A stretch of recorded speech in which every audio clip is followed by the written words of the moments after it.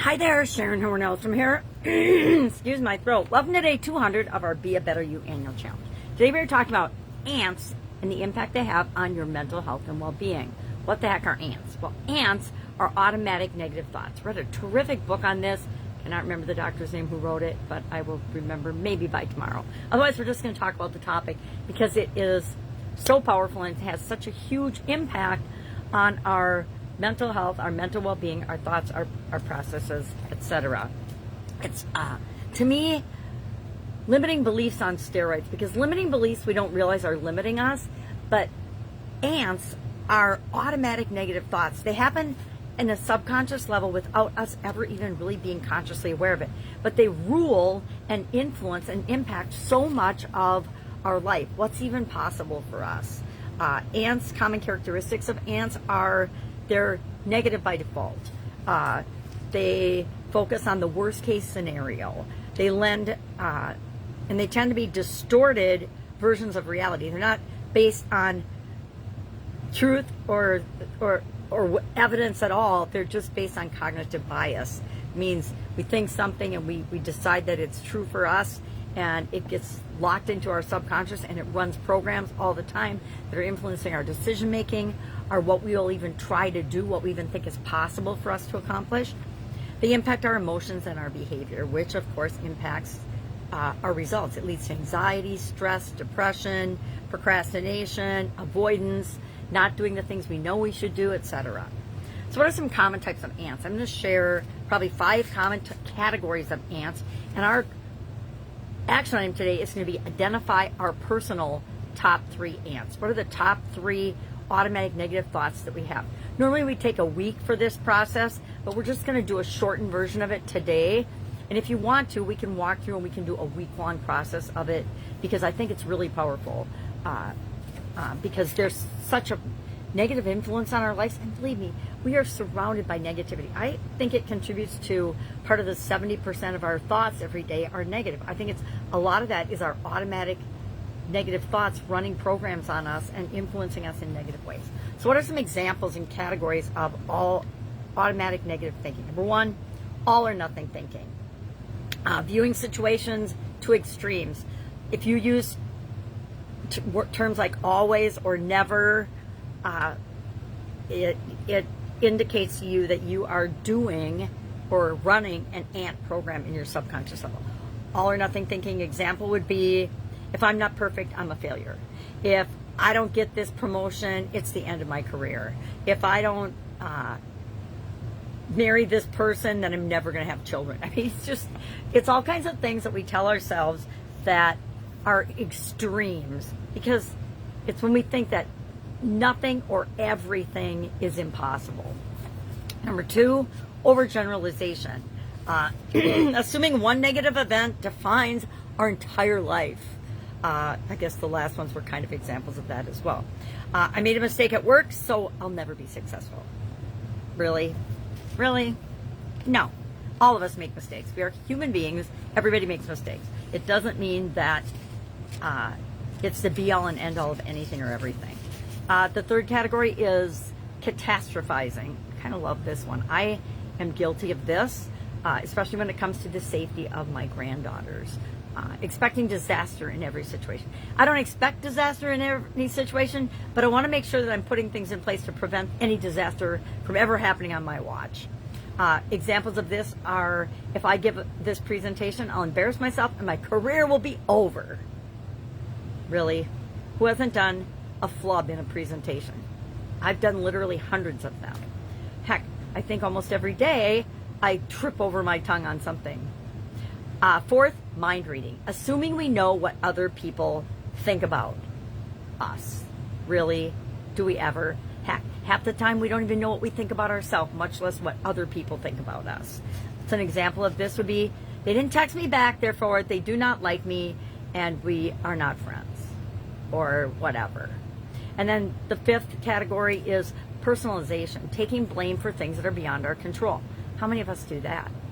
I think I can honestly say I've done all of these in my life, and you probably have too. You just might not be aware of it because they're automatically negative thoughts. They just happen without us thinking about them. or being consciously aware of them. So example of this is the project failed because I didn't do enough. Nonsense, right? Especially if it's a team project. No. There's so many factors that lead to the success or failure of any project of any size. To think it's all our fault is ridiculous. It's like thinking we can control the weather. Last time I checked, we can't control the weather, right?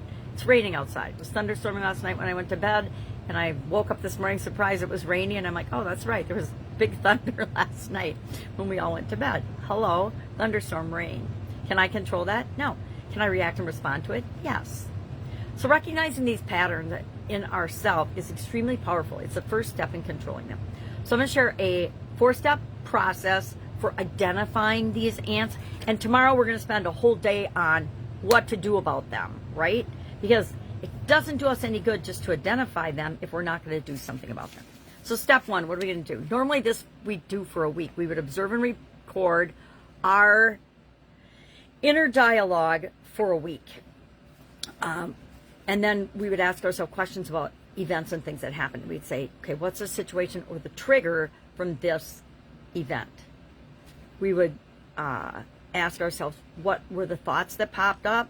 And then what's the emotion that it caused? We want to start identifying when these ants are running, and that is the first step in being able to do something about them. Secondly, we want to, usually at the end of the week, but at the end of the day today, look at what came up. Are there any patterns? Are there phrases or situations that come up over and over and over again? For example, I can't do anything right. I'm a klutz. People always judging me. People are always judging me. This will never work. I'm not good enough. That's just the way I am. I can think of a whole lot of these. And these aren't all mine, by the way. They're just ones that have come up often with people. I'm not good enough is it's one that comes up all the time. Or, you know, like I said, I'm a klutz. I used to do that one all the time, and I'm like, okay, if I want to keep being a klutz, I'm going to keep saying that. It's an automatic negative thought. I need to scrub that and erase that and do something different. Step 3, we're going to group and prioritize the ants because we want to know which ones are most important for us thinking about them to eliminate. We want to put similar ones together and identify our top 3 recurring ones. Why? Because they are most likely the ones that are shaping our decisions and shaping our self-image and shaping what we think we're even capable of seeing and doing and being and having. And this whole challenge is all about improving and being the best possible version of ourselves, and eliminating ants is one of the fastest, easiest ways to do that. Because once we eliminate them, will they ever rear their ugly head again? Yes. I think I've been continually eliminating the I'm not good enough thought and belief for at least a decade. And guess what? Sometimes it still rears its ugly head. Why? Because it's like ingrained in our beings. We're told so often we don't deserve or we're not good enough to have the things that we want. And that is like one of the biggest lies in the universe. All right, step 4, challenge and reframe the top ants. And we'll go into this in detail tomorrow, but you can start thinking about it today, because as soon as you identify something, you want to say, okay, well, what am I going to do when I get rid of this? What am I going to replace it with? So is the thought, ask questions about it's a thought, right? Ants are thoughts. Ask, is this thought 100% true? What evidence supports or contradicts it? And then what would be a balanced or a better perspective of this particular ant? Rewrite the thought into a positive, empowering statement. And again, I'm going to share an example of this, and then tomorrow we are going to dig deep in a 5-step process to kill ants. I like to be an ant killer. Let's share, I'll do maybe Sarah's story because she's first here. She's a perfectionist. Anybody a perfectionist? I can honestly say I am not and have never been or tried to be a perfectionist. It's one thing I did never do. I got plenty of faults and plenty of ways to undermine myself, but perfectionism was never one of them. A background, Sarah is a marketing professional who constantly feels inadequate at work. Step 1, record your thoughts. Sarah noted frequent thoughts like, if I make a mistake, everyone will think I'm incompetent, or I can't present unless it's flawless. I have to do everything perfectly. Step 2, look for patterns. Most of her thoughts revolved around perfectionism and fear of failure. Her top ants, if I'm not perfect, I'm a failure. People will judge me if I make mistakes, and then I'm not good enough. There's that I'm not good enough again. And she reframed these thoughts to mistakes are opportunities to learn, and people respect effort and honesty more than perfection, which I find to be 100% true. People don't want you to be perfect. They want you to be real and who you are and authentic.